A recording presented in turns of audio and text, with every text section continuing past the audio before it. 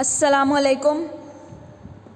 ધોરણ 9 computer chapter number 3 input અને output એકમો પાર્ટ 1।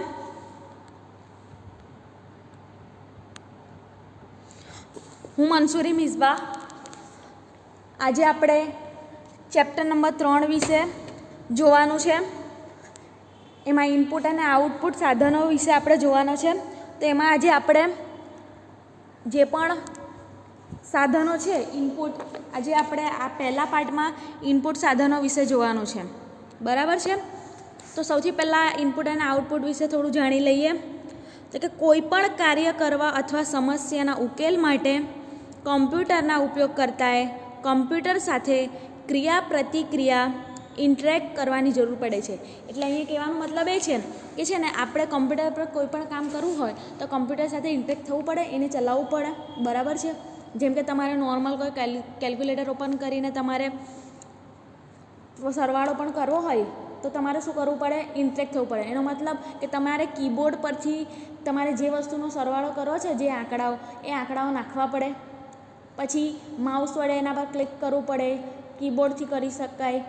તો તમારે એ રીતે તમારે કોમ્પ્યુટર સાથે ઇન્ટરેક્ટ થવું પડે તો જ તમારું એ કામ થાય, બરાબર। કે તમે એમ કહો કે સરવાળો થાય તો એ ડાયરેક્ટ નહીં થઈ જાય, તમારે કોમ્પ્યુટર સાથે, જેમ કે હું તમને સાદી ભાષામાં કહું તો આપણે વાતચીત કરવી પડે, ને વાતચીત કરવા માટે આપણે કીબોર્ડ અને માઉસ વાપરીએ નોર્મલ, બરાબર છે।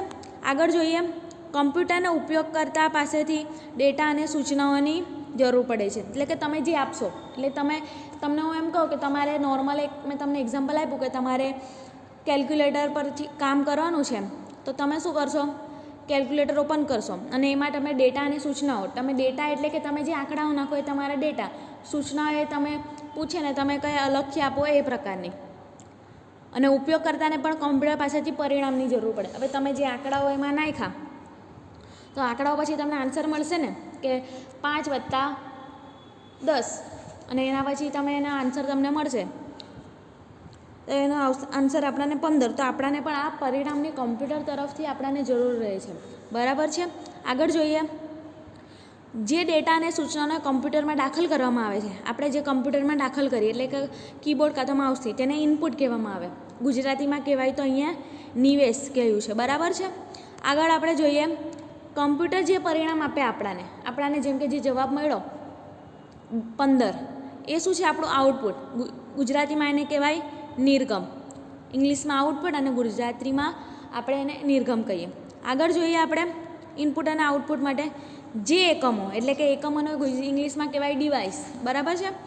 ડિવાઇસ એટલે આપણા કીબોર્ડ અને માઉસ એ આપણા ડિવાઇસ, સાધન છે।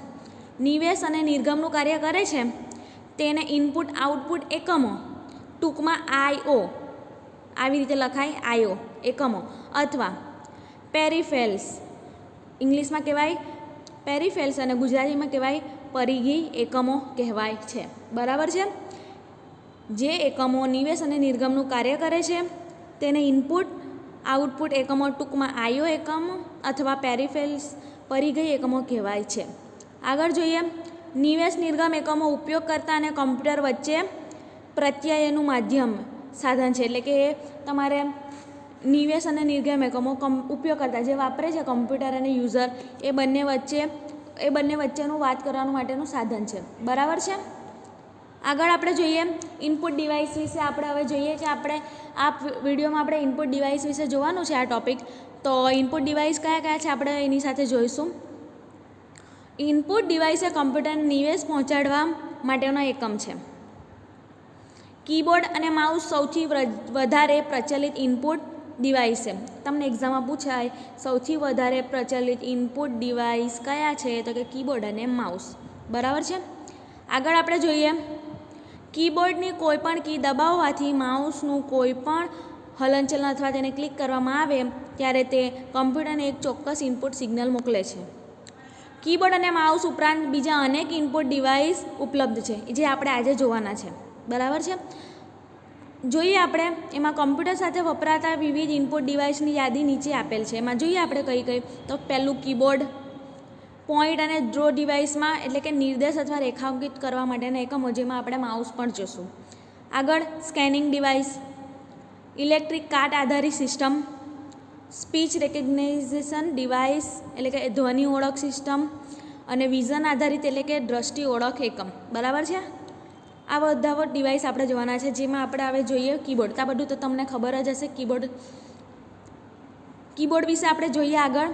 તો કીબોર્ડ સૌથી વધારે પ્રચલિત અને સાધારણ રીતે વપરાતું એક ઇનપુટ ડિવાઇસ છે. બધા મુદ્દા અગત્યના છે. એક્ઝામમાં તમને MCQમાં આ વિશે જ પૂછશે. કીબોર્ડ કમ્પ્યુટરમાં મૂળાક્ષરો, અંકો અને વિશિષ્ટ સંજ્ઞાઓ દાખલ કરવાની સગવડ પૂરી પાડે છે. બરાબર છે. કીબોર્ડમાં સામાન્ય રીતે 100 કરતાં વધારે કી હોય છે. કીબોર્ડ એ શાબ્દિક માહિતી માટેના નિવેશ એકમ તરીકે પણ ઓળખાય છે. આ બધા મુદ્દાઓ અગત્યના છે કીબોર્ડ માટે, જે તમને એક્ઝામમાં પૂછાઈ શકે MCQમાં. આગળ આપણે જોઈએ, સામાન્ય રીતે કીબોર્ડ ઉપર નીચે મુજબ અનેકવિધ કી હોય છે, એટલે કે ઘણી અલગ અલગ પ્રકારની. જોઈએ કઈ કઈ, તો કે અંગ્રેજી મૂળાક્ષરોમાં એથી લઈને સ્મોલ ઝેડ અને કેપિટલ એથી લઈને સ્મોલ ઝેડ. નંબર હોય એથી લઈ 1 2, અંકો 0 થી 9. ગાણિતિક પ્રક્રિયકો 1, પછી ડેશ, પ્લસ એટલે કે ડેશમાં આપણે માઇનસ હોય, વિવિધ વિરામ ચિહ્નો અને અન્ય સંકેતો. આગળ જોઈએ ફંક્શન કી, F1 થી લઈને F2, F3, F12 લગીન. વિવિધ કાર્યો કરવા માટે સૂચનાઓનો અમલ કરવા માટે એન્ટર કી. બરાબર, એટલે કે એને રિટર્ન કી પણ કહેવાય. અને સ્પેસ બાર જગ્યા છોડવા માટે. આગળ જોઈએ આપણે બેક સ્પેસ કી, એટલે કે સ્ક્રીન પર કર્સરને એક સ્થાનથી પાછળ લઈ જવા માટે. ડિલીટ કી, કર્સર જમણી બાજુનું એક અક્ષર અથવા ઓબ્જેક્ટ કાઢી નાખવા માટે. બરાબર છે. શિફ્ટ કી, આ કી ઉપરના ભાગમાં રહેલા વિશિષ્ટ અક્ષરો અને કેપિટલ અક્ષરો ટાઈપ કરવા માટે આપણે શિફ્ટ કી વાપરશું. છેલ્લે આવશે કેપ્સ લોક કે કેપિટલ લોકના લક્ષણોને ફેરબદલ એટલે કે ટોગલ કરવા. એટલે કે તમારે કેપિટલમાં લખવું હોય બધું જે તમે ટાઈપ કરો, તમે કેપ્સ લોક ઓન કરી દો અને ફરી પાછળ તમને ઓફ કર્યું હોય તો તમે એને ફરી દબાવી દો, એટલે કેપ્સ લોક ઓફ થઈ જાય. એટલે કે અહીંયા ટોગલિંગ કહેવાય. તમે ચાલુ કરવા પણ એ દબાવો અને બંધ કરવા પણ એ જ દબાવો, એને ટોગલિંગ કહેવાય, ફેરબદલ. બરાબર ગુજરાતીમાં. આગળ આપણે જોઈએ બીજી કી ટેબ કી, તો કે કર્સરને પછી અને ટેબ સ્થાન પર લઈ જવા એટલે પછીના સ્થાન પર લઈ જવા માટે, લીટીના આરંભમાં જગ્યા છોડવા માટે, અથવા તો ઇન્ડેન્ટેશન કહેવાય. ટેબથી આપણે ઇન્ડેન્ટેશન કરી શકીએ. બરાબર, જગ્યા છોડી શકાય. કંટ્રોલ કી, કંટ્રોલ કી આપણે શું હોય તો કે આપણે અન્ય કી સાથે વાપરીને બીજા વધારાના કાર્ય કરવાની સગવડતા આપવા માટે. અને અલ્ટર કી ALT લખેલું હશે કીબોર્ડ પર, કોઈ ચોક્કસ કાર્ય કરવા માટે અન્ય કી સાથે વાપરવામાં આવે છે. બરાબર છે. આગળ જોઈએ એસ્કેપ કી, કોઈ કાર્ય રદ કરવા અથવા ચાલુ કરવા અથવા અધવચ્ચે અટકાવવા માટે એસ્કેપ કી આપણે વાપરી શકીએ. કીબોર્ડ વિશે આપણે આગળ જોઈએ કર્સર મૂવમેન્ટ કી. કર્સર મૂવમેન્ટ કીમાં આપણે હવે જોઈએ તો કે તીરની દિશા પ્રમાણે કર્સરને જે તે દિશામાં લઈ જવા, ઉપર નીચે ડાબી જમણી બાજુ. બરાબર, ચારે તરફના એરો આપેલા હોય છે. હવે જો આમાં આપણે બધા પાર્ટ્સ જોઈએ તો આ ફંક્શન કીથી આપણે જોઈએ તો F1 થી લઈને અહીંયા F12 લગીન. પછી અહીંયા આપણે જુઓ એસ્કેપ કી હમણાં જ જોયું. પછી અહીંયા જુઓ કંટ્રોલ કી, આ આપણી અલ્ટર કી. બરાબર, અહીંયા આપણાને આ શિફ્ટ કી દેખાય છે. ઓકે, એના પછી આ એન્ટર કી આપણાને અહીંયા દેખાય છે. આ આપણી જુઓ બધી તીરની નિશાની સાથે આપણે જે કર્સર મૂવમેન્ટ કી અહીંયા આપેલી છે. બરાબર છે. પછી આ ન્યુમેરિક કી 0 થી 9 અહીંયા પણ આપેલી હોય ને તમને અહીંયા પણ આપેલી હોય છે. જુઓ, બરાબર છે. શિફ્ટ કી પણ તમે જોઈ. બરાબર છે. આ બધી આપણી કી છે. હવે આપણે આગળ જોઈએ પોઈન્ટ અને ડ્રો ડિવાઇસ. પોઈન્ટ અને ડ્રો ડિવાઇસમાં તમને લાઇટ પેન પણ આવે, જોયસ્ટિક પણ આવે છે, ટ્રેક બોલ અને ટચ પેડ. આ બધા પોઈન્ટ અને ડ્રો ડિવાઇસ. એમાં આપણું માઉસ પણ આવી જાય. એમાં આપણે જોઈએ પોઈન્ટ અને ડ્રો ડિવાઇસમાં ટાઈપ કરવાને બદલે કમ્પ્યુટર સ્ક્રીન પરથી અમુક વિગતો એટલે કે આઇટમ્સ એટલે કોઈ પણ વસ્તુની પસંદગી, સીધી પસંદગી, દાખલા તરીકે પ્રિન્ટ અથવા ક્લોઝ બટન વડે કરી શકાય છે. આ કાર્ય માઉસ જેવા પોઈન્ટ અને ડ્રો ડિવાઇસથી કરી શકાય છે. આ પ્રકારના સેતુ ઇન્ટરફેસ અને ગ્રાફિકલ યુઝર ઇન્ટરફેસ એટલે કે GUIનું full form graphical user interface કહેવામાં આવે છે. એટલે કે આ પ્રકારનું આપણે કામ કરવું હોય યુઝર ઇન્ટરફેસ, તો આપણે શું કરવાનું, આ પોઈન્ટ અને ડ્રો ડિવાઇસનો યુઝ કરવાનો. આગળ આપણે જોઈએ આ એકમ પસંદગી કરવા માટે જ નહીં પરંતુ લીટી, વક્રરેખા અને અનેક વિવિધ આકારો દોરવા માટે પણ આ પોઈન્ટ અને ડ્રો ડિવાઇસ વપરાય છે. Joystick, light pen, touchpad, trackball, touch screen એ પોઈન્ટ અને ડ્રો એકમના બીજા ઉદાહરણ છે. એમાં આપણે માઉસ વિશે જોવાનું છે. પોઈન્ટ અને ડ્રો ડિવાઇસમાં માઉસ વિશે આપણે જોઈએ તો કે એક અથવા વધારે કાર્ય કરવા માટે સ્ક્રીન પરથી કોઈ ચોક્કસ જગ્યાએ દર્શાવીને પસંદ કરવા માટે નાના કદના માઉસ નામના એકમનો ઉપયોગ થાય છે, એટલે કે માઉસનો ઉપયોગ આપણે કરીશું. મેનુમાંથી આદેશ પસંદ કરવા, વિન્ડોને નાની કે મોટી કરવા, મેક્સિમાઇઝ કે મિનિમાઇઝ કરવી હોય તો નાની મોટી એને કરવું કહેવાય. સ્ક્રીન પર આઇકોન દ્વારા કોઈ કાર્યની પસંદગી કરવા વગેરે કાર્ય માટે માઉસનો ઉપયોગ થાય છે. સૌથી રૂઢિગત પ્રકારના માઉસની ઉપરની સપાટી પર 2 કે 3 બટન હોય છે. આ બટન્સનો ઉપયોગ જુદી જુદી ક્રિયાઓ કરવા માટે થાય છે. બરાબર છે. આગળ આપણે જોઈએ માઉસ વડે કરવામાં આવતી કેટલીક ક્રિયાઓ નીચે મુજબ છે. આ બધી ક્રિયાઓ તમને એક્ઝામમાં પૂછાઈ શકે MCQમાં. જુઓ, લેફ્ટ ક્લિક કોઈ આઇટમની પસંદગી કરવા માટે, ડબલ ક્લિક કોઈ પ્રોગ્રામને ચાલુ કરવા અથવા કોઈ ફાઇલ ખોલવા માટે અથવા તો કાર્યની પ્રક્રિયા ચાલુ કરવા માટે. પછી આવશે, જોઈએ આપણે આગળ હવે રાઇટ ક્લિક સામાન્ય રીતે જુદા જુદા આદેશો એટલે કે સમાસ અને ઉપલબ્ધ વિગતોની યાદી જોવા માટે રાઇટ ક્લિક કરવામાં. તો તમે આ વાપર્યું હશે એટલે તમને ખબર હશે. આગળ આપણે જોઈએ માઉસ વિશે ડ્રેગ એન્ડ ડ્રોપ કરી શકાય, કોઈ આઇટમની પસંદગી કરીને તેને ખસેડીને બીજા સ્થાને લઈ જવા માટે. સ્ક્રોલ જ્યારે પાનાની લંબાઈ મોનિટર કે સ્ક્રીનની લંબાઈ કરતાં વધારે હોય ત્યારે સ્ક્રીનની જમણી બાજુ સ્ક્રોલ બાર પૂરી પાડે છે અને પેજ ડાઉન કી અથવા તો એરો કીના ઉપયોગને બદલે એપ્લિકેશન સ્ક્રીન પર આપણને સ્ક્રોલ બાર માઉસના ડાબી બાજુના બટન પરથી ક્લિક કરીને કરી શકાય છે. એટલે કે સાઈડ પર જે લીટી આવે ને એને આપણે પકડીને ખબર નીચે ઉપર કરીએ તો એ આપણને સ્ક્રોલ કરી શકાય, એને આપણે સ્ક્રોલ બાર કહીએ. હવે આપણે જોઈએ જોયસ્ટિક. તો જોયસ્ટિક વિશે આગળ જોઈએ તો કે જોયસ્ટિક એક ઊભો દંડો એટલે કે સ્ટિક છે. જ્યારે હલાવવામાં આવે છે ત્યારે તે સ્ટિકની દિશામાં ગ્રાફિક કર્સર પણ ખસે છે. બરાબર છે. આના માટે એક એક્ઝામ્પલ આપું તો તમે ગેમ જે રમો ગેમનો રિમોટ તેમાં એ આના માટે એક ઉદાહરણ છે. કર્સર વડે નિર્દેશિત કરેલા વિકલ્પમાંથી કોઈ એક વિકલ્પની પસંદગી કરવા માટે જોયસ્ટિકની ઉપર એક બટન હોય છે. જોયસ્ટિક એક ઇનપુટ ડિવાઇસ છે જે પ્રાથમિક રીતે વિડીયો ગેમ્સ રમવા માટે, ટ્રેનિંગ સિમ્યુલેટરમાં એટલે કે તાલીમ અનુકરણ યંત્રમાં અને રોબોટ નિયંત્રણ માટે વપરાય છે. મેં તમને હમણાં જ કીધું કે જોયસ્ટિક એટલે તમે જે ગેમનો રિમોટ તમે વાપરો ને વિડીયો ગેમ્સ એ તમારો રિમોટ એ જોયસ્ટિક હોય છે. આગળ જોઈએ સ્કેનિંગ ડિવાઇસ વિશે. તો અહીંયા આ જુઓ તમને આ છે OCR, આ હેન્ડ હેલ્ડ સ્કેનર, આ બારકોડ રીડર, આ ઇમેજ સ્કેનર. બરાબર, એના વિશે આપણે જોવાનું છે. સ્કેનિંગ ડિવાઇસમાં સ્કેનિંગ ડિવાઇસ નિવેશ મેળવવા માટે સીધું જુએ છે અને મેળવેલા ડેટાને કમ્પ્યુટરમાં દાખલ કરે છે. આગળ આપણે જોઈએ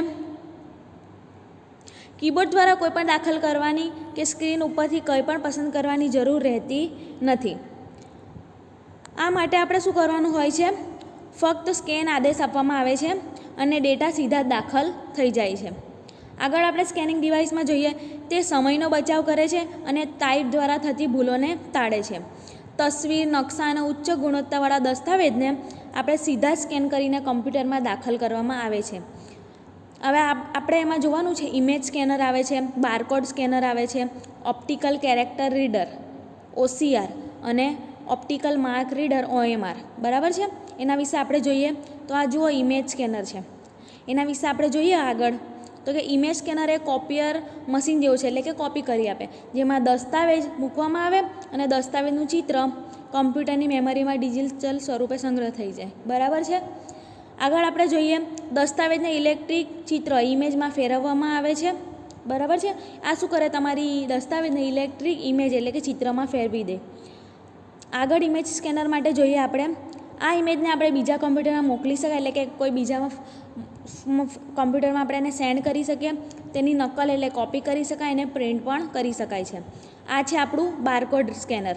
આ તો તમે જોયું હશે, તમે મોલમાં જાઓ ને ત્યાં ખબર તમારો આ પેકેટ ઉપર પેલી લાલ લાઇટ મારે બિલ બનાવવા કાઉન્ટર પર, હા તો આ તમારો આ બારકોડ રીડર એ બારકોડ રીડર ઉપર મારતો. તમારા કોઈ પેકેટ પર સાઈડ પર નહીં પણ બારકોડ રીડર પર મારે. જો તમે દરેક પેકેટ લો ને એના ઉપર આવા પ્રકારનું હશે લાઇનિંગવાળું. આગળ આપણે જોઈએ બારકોડ સ્કેનર વિશે કે જે બારકોડ વાંચે છે. આ પ્રકારના સ્કેનરને હેન્ડ હેલ્ડ સ્કેનર તરીકે જાણીતા છે, એટલે કે હાથથી પકડે ને એટલે હેન્ડ હેલ્ડ સ્કેનર, હાથ વડે પકડી શકાય એટલા. બારકોડ જુદી જુદી જાડાઈ ધરાવતી સમાંતર રેખાઓ વડે બને છે, એટલે કે આમાં જાડી પાતળી રેખાઓ આપણે જોઈને હમણે. આગળ જોઈએ આપણે યુનિવર્સલ પ્રોડક્ટ કોડ યુપીસી, એનું ફૂલ ફોર્મ છે યુનિવર્સલ પ્રોડક્ટ કોડ નામની એક પ્રમાણભૂત સાંકેતિક પદ્ધતિ છે. બરાબર. આ યુપીએસ સ્વરૂપમાં પ્રિન્ટ કરેલા બારકોડ સ્કેનર વાંચે છે અને તેને અનુરૂપ કિંમતમાં ફેરવે છે. બરાબર છે. આ છે આપણું ઓપ્ટિકલ કેરેક્ટર રીડર, આ મશીન. બરાબર છે. OCR આપણે જોઈએ આગળ. એના માટે ઇમેજ ચિત્રમાંથી અક્ષર ઓળખી કાઢવાની સગવડતા રહેલી છે, એટલે કે તમારો કોઈ ચિત્ર હોય એમાં લખાણ લખેલું હોય તેમાંથી તમારે લખાણ ખાલી લેવું હોય તો એના માટે આપણે OCR વાપરી શકીએ, એટલે કે કોમ્પ્યુટર સ્કેન કરેલ અક્ષરની ઇમેજમાંથી તે અક્ષર ઓળખી શકે અને લઈ શકે. આ કાર્ય સ્કેન કરેલા અક્ષરની ઇમેજને અગાઉથી સંગ્રહ કરેલી અક્ષરની ઇમેજ સાથે સરખાવે છે. બરાબર છે. આગળ જોઈએ આપણે એના વિશે.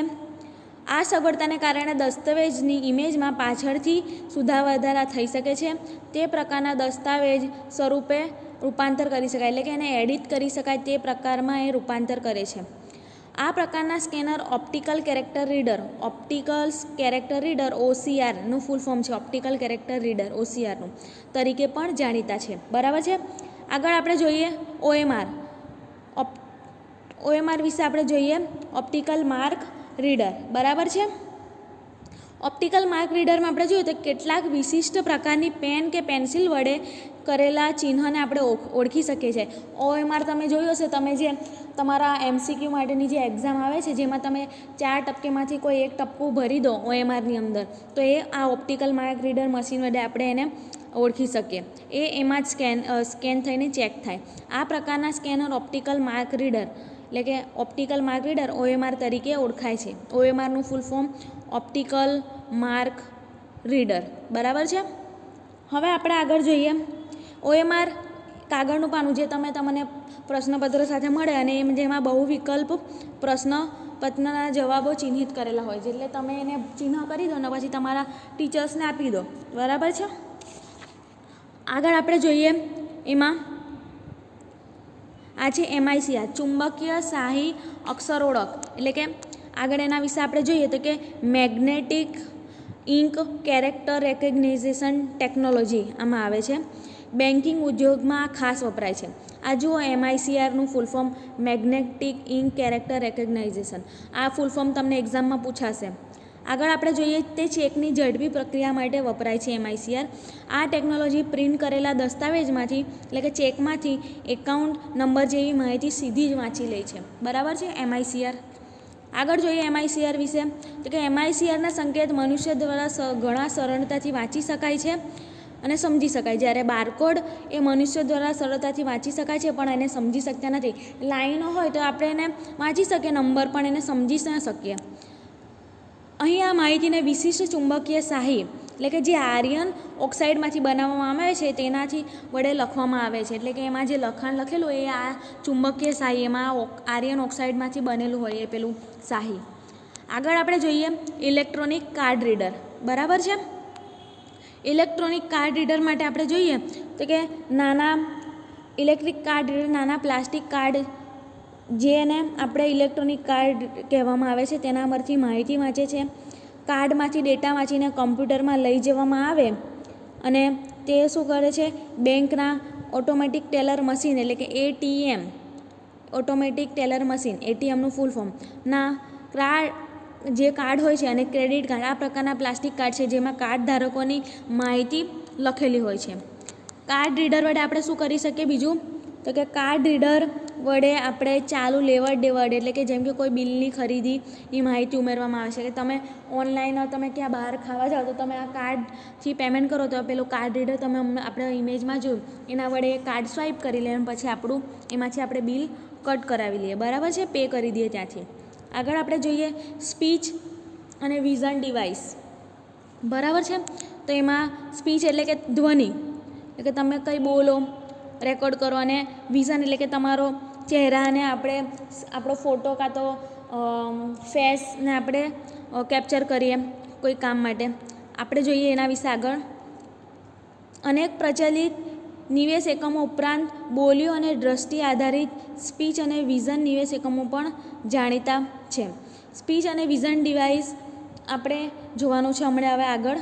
જો અહીંયા જે સ્પીચ ડિવાઇસ તમે જુઓ છો, તમે જે બોલો છો તમે હવે ફોનમાં વાપરો પણ છો. આ સ્પીચ ડિવાઇસ વિશે આપણે જોઈએ તો કે આપણે જે પણ પત્ર વ્યવહાર કરે એમાં શાબ્દિક માહિતીના લાંબા સુતલેખન માટે સ્પીચ ઇનપુટ વપરાય છે. ધારો કે તમારી પાસે સંપૂર્ણ ઇલેક્ટ્રોનિક ઘર છે, બરાબર છે. બોલીને કાર્ય કરતા વાણી પર પ્રક્રિયા કરતી સંપૂર્ણ સ્વયં સંચાલિત પદ્ધતિના વિકાસ માટે પણ સ્પીચ ઇનપુટનો ઉપયોગ થાય છે. અને ટાઈપ કરીને, પસંદ કરીને કે સ્કેન કરીને આદેશ આપવાને બદલે આપણે બોલીને અવાજ દ્વારા સીધે જ આદેશ આપી શકીએ. એટલે તમને મેં એટલા માટે ઇલેક્ટ્રોનિક ઘરનું કીધું, એટલે કે એમાં તમે બોલો કે ઓપન અ ડોર ને ખુલી જાય. તમે બોલો છો ને એ કેપ્ચર કરે છે ઇનપુટ અને ખોલી દે છે. જેમ કે આપણા ફોનમાં આપણે એમને સર્ચ કરીએ છીએ ગૂગલ પર, તો એક પ્રકારનું સ્પીચ ડિવાઇસ આપણે જેમ સર્ચ કરી આપે તો આપણે જે બોલીએ છીએ એ આપણી ઇનપુટ થયું, બરાબર, ગૂગલ પર સર્ચ કરવા માટે. આગળ આપણે જોઈએ વિઝન ડિવાઇસ. જો એમાં કેવું આપણા એ ફેસને સ્કેન કરી રહ્યો છે. અહીંયા વિઝન ડિવાઇસમાં કે દ્રષ્ટિ ઇનપુટ રોબોટમાં વપરાય છે, જે પ્લેન ચલાવવા અને શસ્ત્રક્રિયા એટલે કે સર્જરી કરવામાં જેવા જોખમી કાર્યો કરે છે. આ પ્રકારના ઇનપુટ પદ્ધતિ અપંગ અને કમ્પ્યુટર વાપરવામાં સામાન્ય રીતે મુશ્કેલી અનુભવતા હોય તેવા મનુષ્યો માટે ઘણી ઉપયોગી છે, બરાબર છે. કેમેરાનો ઉપયોગ પણ ઇનપુટ ડિવાઇસ તરીકે થાય છે. જેમ કે ચહેરાની ઓળખ વડે લેપટોપમાં સ્વયં સંચાલિત રીતે ઉપયોગકર્તાને પ્રમાણભૂત સત્યતા નક્કી કરવામાં આવે છે. એટલે કે એમાં શું હોય કે તમારે કોઈ વ્યક્તિને ઓળખાણ કાઢવી હોય કે આ જે વેરિફિકેશન છે, તો તમે ક્યાં બહાર જતા હોય બેંકમાં કાં તો એ તમારો મોઢા, એટલે મોસ્ટ ઓફ તમને કહું તો તમારા ફોનમાં હમણાં તમે ફેસ લોક રાખો છો, તો એમાં શું હોય તમારો ફોન તમારો ફેસને સ્કેન કરે અને પછી તમારો લોક ખુલી જાય. તો અહીંયા પણ એ પ્રમાણભૂતતા, એટલે કે આ જ માણસ છે, તમે લોક માર્યો હોય તો એ જ માણસ વેરીફાઈ કરીને તમને ખોલી આપે છે. આગળ આપણે જોઈએ તેનો ઉપયોગ QR ક્વિક રિસ્પોન્સ કોડને સમજવા માટે અથવા તો બારકોડને વાંચવા માટે પણ થાય છે, બરાબર છે. તો આજે આપણે શું જોયું? ઇનપુટ અને આઉટપુટ. આ ત્રીજા ચેપ્ટરમાંથી ઇનપુટ ડિવાઇસ વિશે જોયું, જેમાં આપણે ઘણા બધા ડિવાઇસ જોયા. કીબોર્ડ, માઉસ, પોઈન્ટ અને ડ્રો ડિવાઇસ, સ્પીચ અને વિઝન ડિવાઇસ, બધા ઘણા પ્રકારના આપણે સ્કેનર જોયા, બરાબર. તો આ બધા અગત્યના મુદ્દા એમાં આપણે જોયા છે, તમને એક્ઝામમાં પૂછાશે અને ઘણી ખરી એમાં તમને સમજ પડી હશે એવી હું આશા રાખું છું. અને આ વિડીયો જોવા બદલ તમારો આભાર.